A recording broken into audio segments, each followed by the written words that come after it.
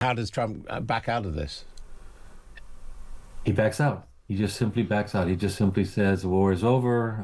He declares some kind of uh, a hold on attacks and tries to continue negotiations as much as possible. With concerns that America's war on Iran may be about to escalate further and little sign of a negotiated peace, the conflict is also having a severe impact on America's relationship with its other allies.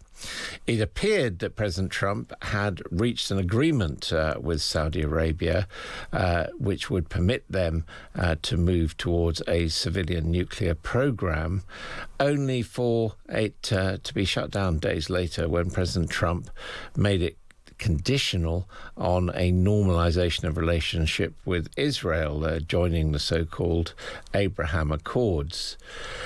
So where does this leave the wider conflict, particularly navigation in the Strait of Hormuz and the prospect of more missiles flying in both directions? Let's speak to Joseph Westphal, who is a former U.S. ambassador to Saudi Arabia and also former U.S. Secretary of the Army in the Obama administration. Hello to you. Hi, good afternoon. How are you today? I'm very well, thank you for asking. Now, first of all, let's look at the overall conflict. If there is no meaningful peace process, is it inevitable that there'll be more bombing, more attacks by the United States and more counterattacks on allies by Iran? Yes, absolutely, that could happen. But I think the president is tiring of the situation for his own domestic reasons, and I think they'll find some way to negotiate this and to end the hostilities. I just am convinced that's going to happen. What do you make of the way that he has handled allies, particularly the Kingdom of Saudi Arabia, of course, you know, the most important and powerful allied Arab country? I mean, he appeared to have reached a positive agreement with them and then almost pulled the rug out.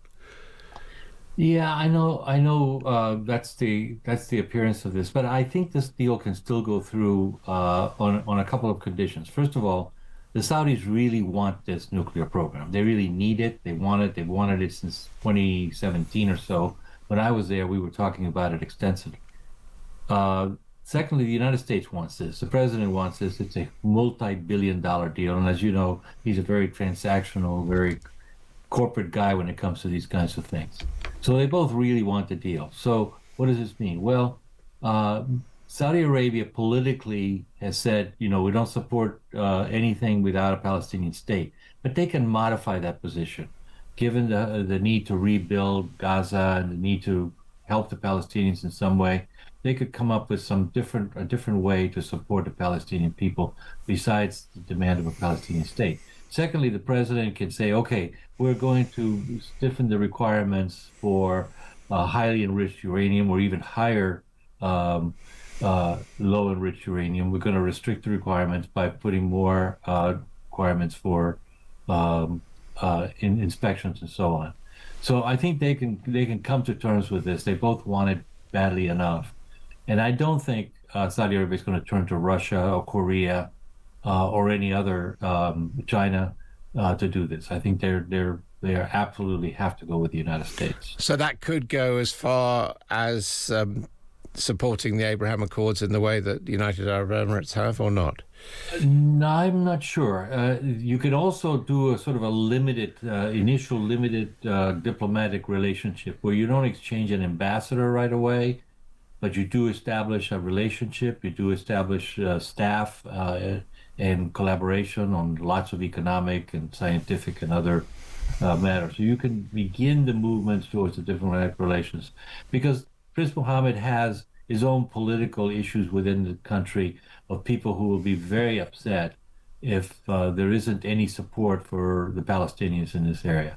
Yeah, I mean, I was going to ask you because, of course, under Netanyahu in particular, since October the 7th, Israel has become much more belligerent, and we know that indeed there's a big report in the Sunday Times today about the behaviour of settlers in the occupied West Bank.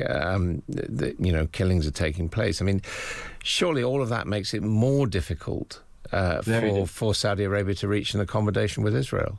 Yeah, absolutely. Very, very difficult.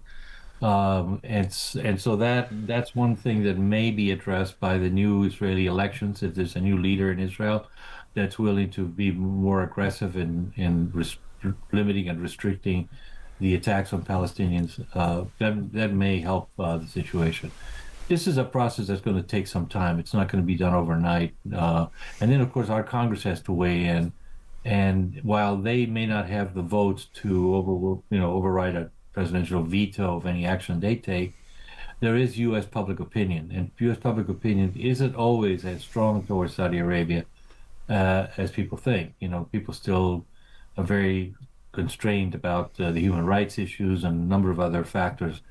The same as Britain with respect to Saudi Arabia. So it isn't going to be easy for Congress to just rubber stamp this without any problem.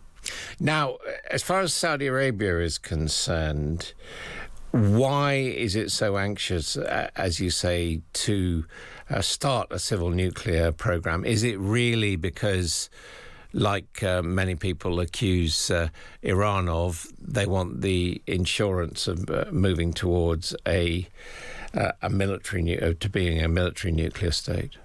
Yes. Well, that's a very good question. I mean, there is always the potential that behind everything there is that element that they want to be able to have nuclear proliferation expanded in the region. But I do think that they are really in need of weaning themselves out of using oil for their own domestic economic, development. They are using a significant amount of their oil for the domestic economy, and they need to get themselves out of that. So they need nuclear power as an alternative, and they've been wanting this for quite a long time. And it's important, and it's part of their economic transformation plan. They've established agencies and commissions to manage all of this. So they really, are looking to this as something important. They've been running deficits. They've been having to dip into their sovereign wealth fund.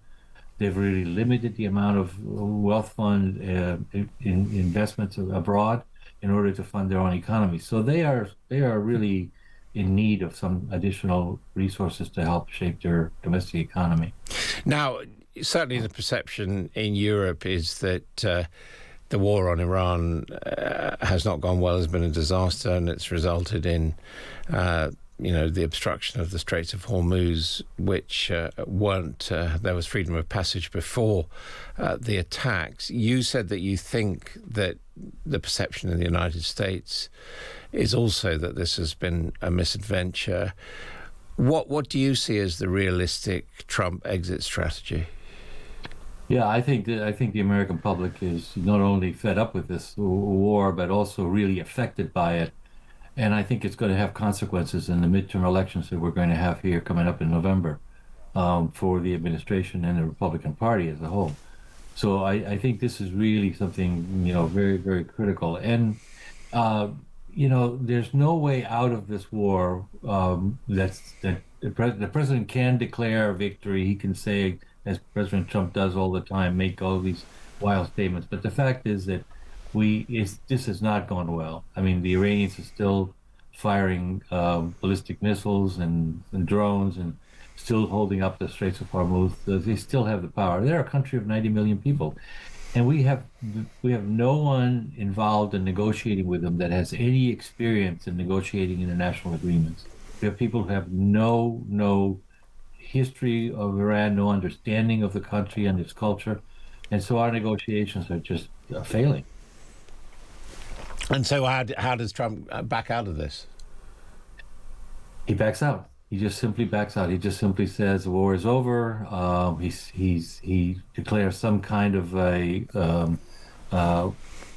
hold on attacks and tries to continue negotiations as much as possible. I think the Iranians possibly also are tiring of this and they want to move on. But we have enhanced the GRC. We have enhanced the more negative elements of Iranian power, and that's going to create a problem throughout the whole Middle East.